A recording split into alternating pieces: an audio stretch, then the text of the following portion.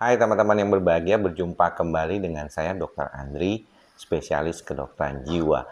Nah, kalau kita mau berbicara kali ini tentang alprazolam. Ya, alprazolam adalah salah satu obat golongan benzodiazepin, dikenal sebagai obat penenang. Nah, sebenarnya fungsinya adalah untuk mengatasi gangguan kecemasan, khususnya gangguan kecemasan panik.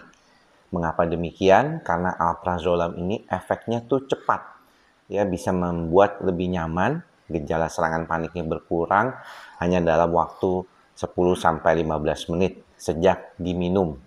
Nah, alprazolam ini adalah obat yang sangat pamornya itu luar biasa ya.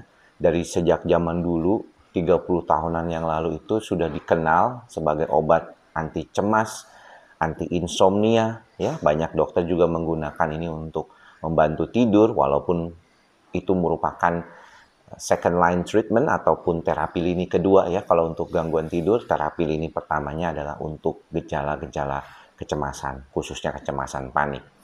Namun yang perlu diingat, seperti golongan benzodiazepin lainnya, alprazolam adalah obat yang diberikan atas indikasi oleh dokter yang berkompeten.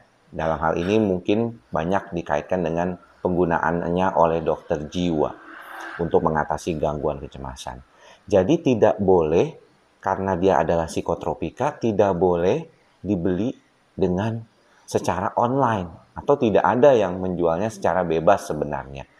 Maka daripada itu, kalau teman-teman merasa ada orang yang menjual ya, ataupun ada marketplace online ataupun apapun juga itu yang menjual secara bebas tanpa resep dokter, tentunya ini perlu dicurigai.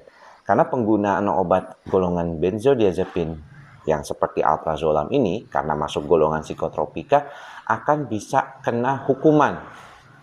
Ya, teman-teman bisa masuk ke dalam kantor polisi ya, ditanya-tanya ataupun bahkan bisa ditangkap karena penggunaannya yang tidak sesuai. Jadi kalau kita lihat sering banyak tuh cerita-cerita orang tuh menggunakan golongan psikotropika karena bukan hanya alprazolam ya, ada alprazolam, ada clobazam, ada juga diazepam, ada lorazepam, ada juga estazolam, ada juga clonazepam. Jadi banyak sekali merek dagangnya, tapi itulah yang tadi saya sebut adalah merek generiknya gitu ya.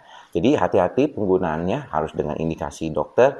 Hati-hati juga kalau sendiri bisa ketergantungan dan susah lepasnya nanti.